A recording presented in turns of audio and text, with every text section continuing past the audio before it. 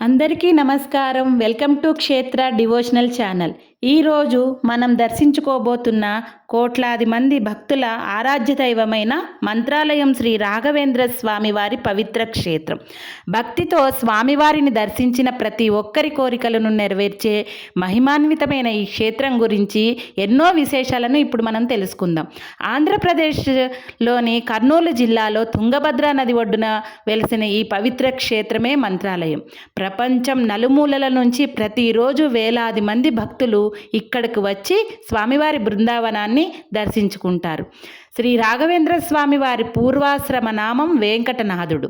చిన్నప్పటి నుంచే అసాధారణ మేధాశక్తి, వేద శాస్త్రాలపై అపారమైన పాండిత్యం కలిగిన ఆయన తరువాత సన్యాస ఆశ్రమాన్ని స్వీకరించి రాఘవేంద్ర తీర్థులుగా ప్రసిద్ధి చెందారు. రాఘవేంద్ర స్వామి వారు 1671లో జీవ సమాధిలోకి ప్రవేశించారు. అయితే ఆయన ఇప్పటికీ బృందావనంలో జీవించి భక్తులను అనుగ్రహిస్తున్నారని విశ్వాసం. భక్తులతో ప్రార్థించిన వారికి ఆయన కరుణ తప్పకుండా లభిస్తుందని అనుభవాలు చెబుతున్నాయి.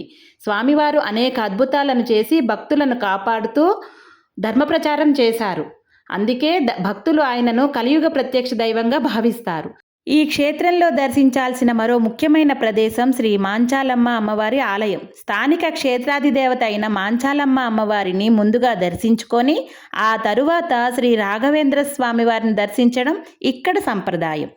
ప్రతిరోజు జరిగే సుప్రభాత సేవ, అభిషేకాలు, అలంకారాలు, మహామంగళహారతి, వేద పారాయణాలు భక్తులను ఆధ్యాత్మిక ప్రపంచంలోకి తీసుకెళ్తాయి. ముఖ్యంగా హారతి సమయంలో వినిపించే మంత్రోచ్చారణలు ప్రతి ఒక్కరి హృదయాన్ని భక్తి రసంతో నింపుతాయి. మంత్రాలయం కేవలం ఒక ఆలయం మాత్రమే కాదు, అది భక్తి, విశ్వాసం, ఆధ్యాత్మికతను కలిసిన దివ్యక్షేత్రం. ఇక్కడికి వచ్చిన ప్రతి ఒక్కరికి మనశ్శాంతి, ధైర్యం, కొత్త ఆశ కూడా లభిస్తాయి. ఇక్కడ చూస్తే స్వామివారిది చిన్నగా మ్యూజియంలా కనబడుతుంది. స్వామివారివి విగ్రహాలు అవన్నీ కూడా కనపడతాయి. మంత్రాలయం చుట్టుపక్కల కూడా అనేక పుణ్యక్షేత్రాలు భక్తులను ఆకర్షిస్తాయి. వాటిలో ముఖ్యంగా పంచముఖి ఆంజనేయ స్వామి ఆలయం ఎంతో ప్రసిద్ధి చెందింది. ఇక్కడ హనుమంతుడు పంచముఖి రూపంలో దర్శనమిస్తారు. ఈ ఆలయం మంత్రాలయం నుండి కొద్ది దూరంలో ఉండి భక్తులకు రక్షణ, ధైర్యం, శక్తిని ప్రసాదిస్తుందని విశ్వాసం. ఇది బయట నుంచే తీసానండి వీడియో. లోపలికి తీసుకెళ్ళనివ్వలేదు ఫోన్లను.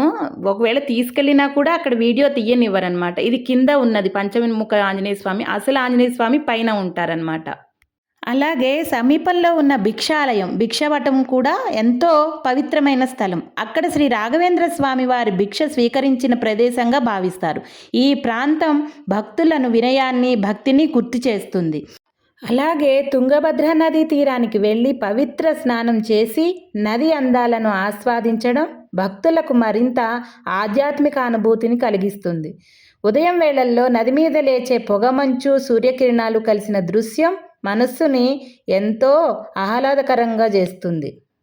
మంత్రాలయం కేవలం శ్రీ రాఘవేంద్ర స్వామి వారి బృందావనానికే పరిమితం కాదు.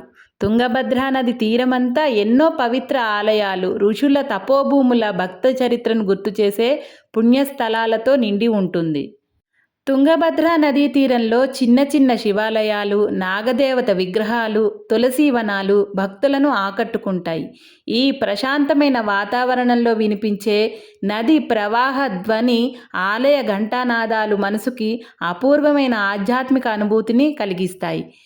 ఈ పవిత్ర ప్రాంతంలో ప్రతి అడుగు ఒక చరిత్ర, ప్రతి ఆలయం ఒక మహిమను, ప్రతి రాయి ఒక దైవానుభూతిని గుర్తు చేస్తుంది. అందుకే మంత్రాలయానికి వచ్చిన ప్రతి భక్తుడు ప్రధాన ఆలయ దర్శనంతో పాటు ఈ పవిత్ర పుణ్యస్థలాలను కూడా తప్పకుండా సందర్శిస్తారు.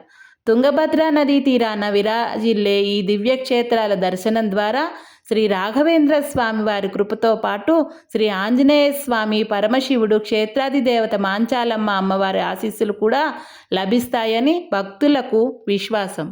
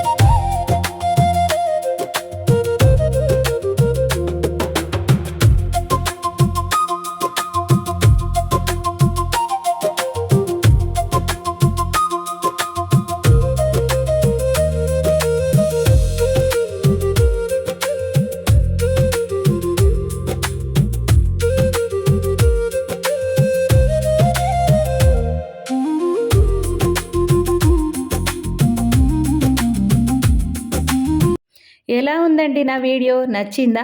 మీకు అవకాశం దొరికినప్పుడు కుటుంబ సభ్యులతో కలిసి ఈ పవిత్ర క్షేత్రాన్ని తప్పకుండా దర్శించండి. శ్రీ రాఘవేంద్ర స్వామి వారి కృప మీ కుటుంబంపై ఎల్లప్పుడూ ఉండాలని మనసారా కోరుకుంటున్నాను. ఈ వీడియో మీకు నచ్చినట్లయితే తప్పకుండా లైక్ చేయండి.